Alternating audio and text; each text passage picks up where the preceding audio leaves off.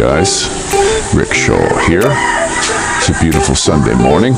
We've got some really nice stuff going on here. Now, we had a problem again. Last night we saw this marauding dog. And then he got in and tore the garbage all up again. You know, I got to get out and get some stupid garbage cans. You know, put blocks on them so this stupid thing can't get in. This isn't supposed to happen here. Well, one of the mistakes that I made, and I hope you guys don't do, is that wall is too low. They go right over this wall, no problem. He pops right over it, and also this gate. I'm going to have to put a screen on here, and it's just a shame that this is how it's got to go. This, you know, in this development. This was something when we first got here, when we were looking at this place. I mentioned it to them about the dogs, and they said, no, this place is very strict. You won't see it. And I didn't see any at the time, but they said they're very strict. And you know something? It's not happening. These people let their dogs out at night. I wasn't here to get them.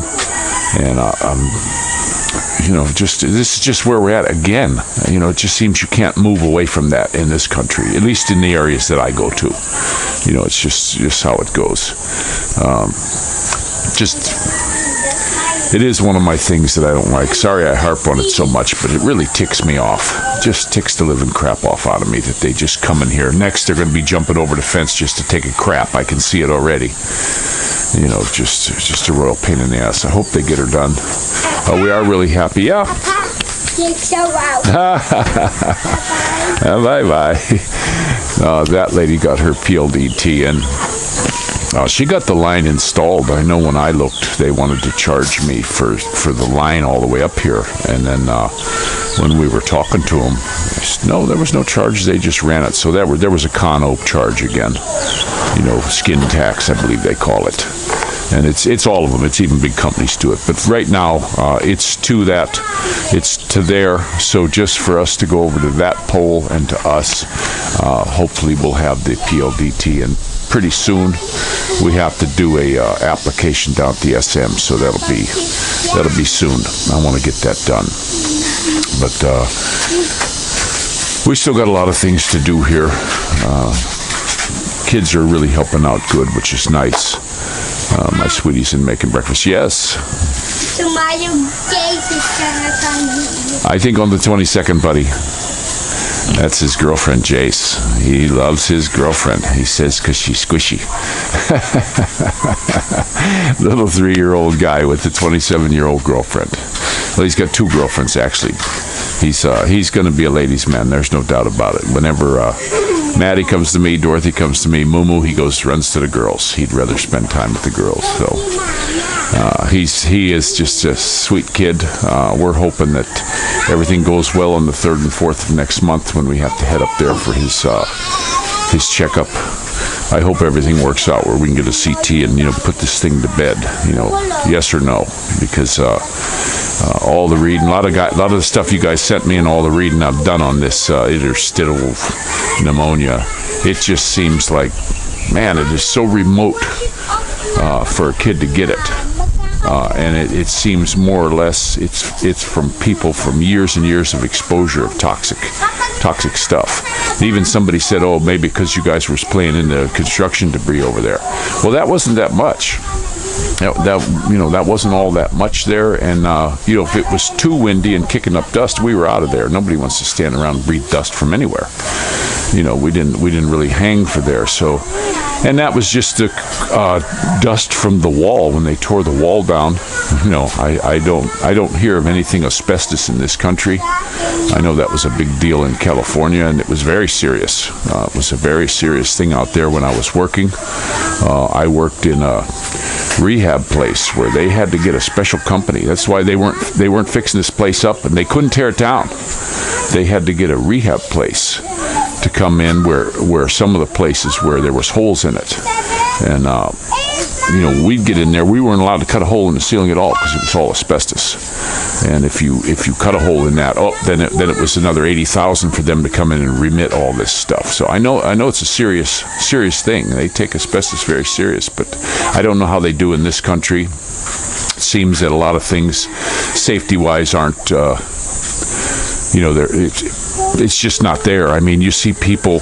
Just the other day, the guy's on an extension ladder, leaning his ladder up against the wires in a pair of tongs, going up and doing his work for the. It's just what they do here. You see these guys doing that stuff all the time. You see construction workers up on scaffolding that, I'm not kidding you, it just amazes me the scaffolding they're on. And the ladders they make out of old junky pieces of wood nailed together. And they say, oh, here, you climb on that. Well, yeah, that's fine for this 120-pound guy to climb up on that ladder. But, when you're starting to talk 240, 250, yeah, that ladder ain't going to hold. Hi, sweetie. Not yet, sweetie. But there's a cotton candy up the sky. Yeah, it's a big cotton balls. Yeah, he's liking the clouds. We got some beautiful clouds today. So, yeah, we're going to go down and talk to the management again, the association, and see about if they can come down here. I'm going to try to get pictures of this dogs for him. It belongs to somebody. He's got a collar on there. Now, who the heck would be letting him out, or is he jumping the fence? That's the thing. If you come here and build a house, make sure your fences are high enough. The one fellow over here, his dog was out. He got his final warning. Well, now that dog is on a chain. And that's how that dog will probably live. Ever since he's been on that chain, we go by and see it, and he's locked on about a 3-foot chain. It's a shame. It's a shame how it goes. I had some Filipino girl on here really harassing me about this country, but it seems to me, and there was no talking to her. She had her views, and that was it.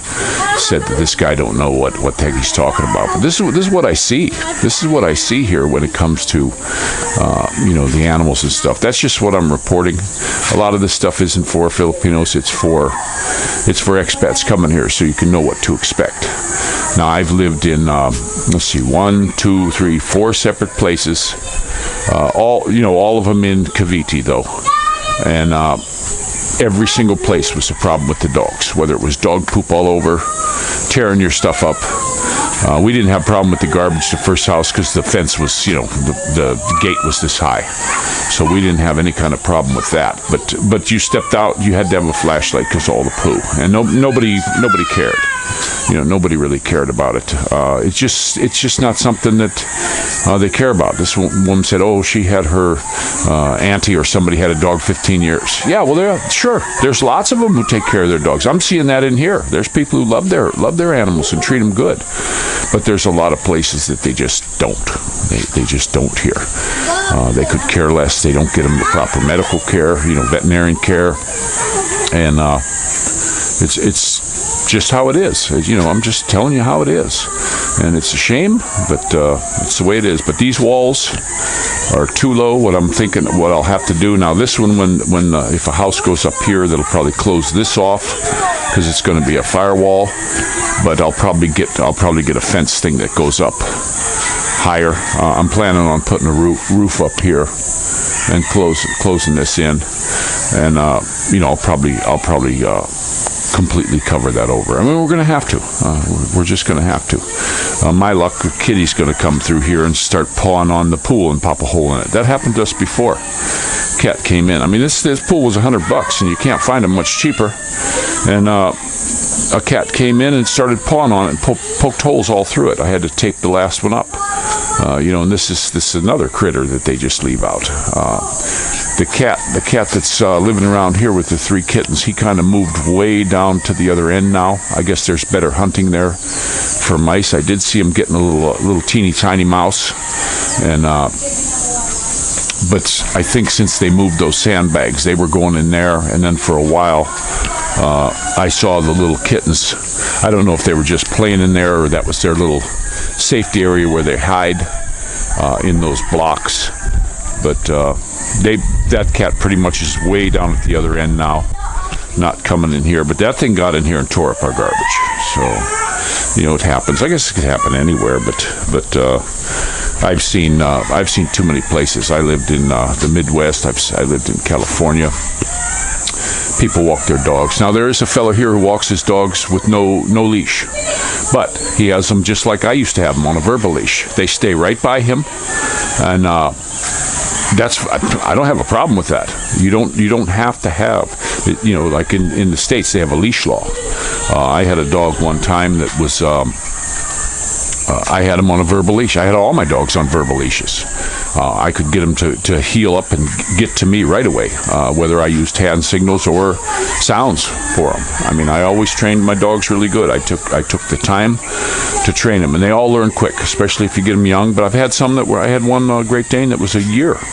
He was over a year that I got, and he was completely unruly, and I turned him around. You can. They want to do good. They're like your kids. They want to please you. They want to do good. That's why I think a dog is such a wonderful animal to have. And I love them. I've had them all my life. We haven't had one for a while. It's been quite a stretch. We want to get one. I hope the neighbor over here, it's real about the Jack Russell. I think that would be a great little dog for the kids when they're out playing. But don't want to drone on it too much. I'm going to go ahead and let you go. And this is... Great job.